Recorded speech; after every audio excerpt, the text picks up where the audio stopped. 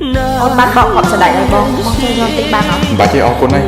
អត់អីអូនគាត់តែចង់ជួយបងតិចអូនអត់និយាយអីអូនសុំបង អូនក៏បង្ខំបងអូនវិញចុះ អូនធ្វើអីខុសអូនអាចកែបានតា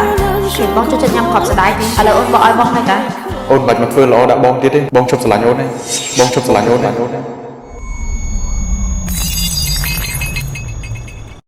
ប៉ុន្តែបងថាបងស្រឡាញ់អូនណាណែ នេះក៏ធ្វើល្អដាក់ខ្ញុំមែនស្រឡាញ់ខ្ញុំមែន ឆ្លៀតបកឲ្យទេ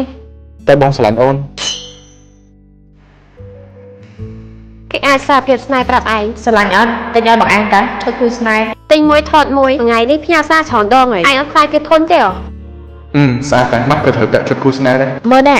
មើលគេញ៉ាយគ្នាទៀតហើយ អូនអត់ទៅរៀនទេមកយកអីវ៉ាន់ក៏មកតាមបង អូនចង់កំដរបងហ្នឹងណាមិនក៏បងទិញរបស់ច្រើនម៉េះ មួយរយៈនេះអាកាសធាតុជារបស់ទាំងនេះសិតតែទិញឲ្យអូនអូត្រូវហើយយប់នេះនៅសល់អាយក្រៅមួយទៀតត្រូវទៅដណ្ដើមទិញលឺអូនថាអាយមិត្តភក្តិអូនកក់ក្ដៅឥឡូវបងបានឃើញអាយមួយនេះស្អាតហើយកក់ក្ដៅទៀត អាឡូ អូនកំពុងធ្វើអីណា អូនកំពុងតែចង់កដោថ្ងៃបងណែឲ្យបង ពួកយើងបាយគ្នាទៅ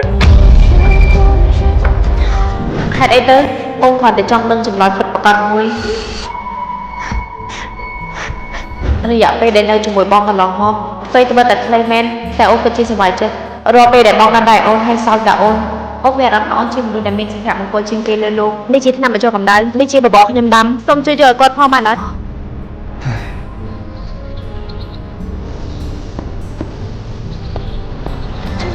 នេះជាកាដូដែលអូនរៀបចំទុកថ្ងៃបុណ្យដែរ ពួកយើងបានបាយគ្នាហើយ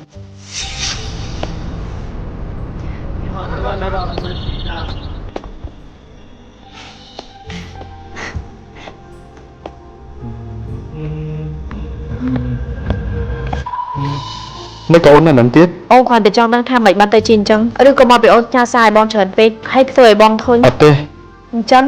ងមកពីអូនតាមបងពេកធ្វើឲ្យបងអត់មានសេរីភាព អត់ទេ អញ្ចឹងអូនធ្វើខុសកន្លែងណាអូនអាចកែបានតា អត់ទេអត់ទេអត់ទេអស់អារម្មណ៍នឹងអណៃនេះជប់ឆ្លាញ់អណៃនេះយល់អត់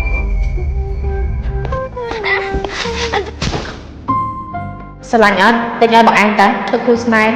ស្អាតតែ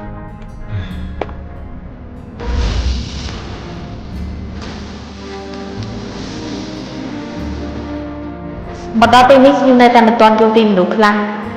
ថាឈប់ស្រឡាញ់គឺឈប់ស្រឡាញ់ព្រាម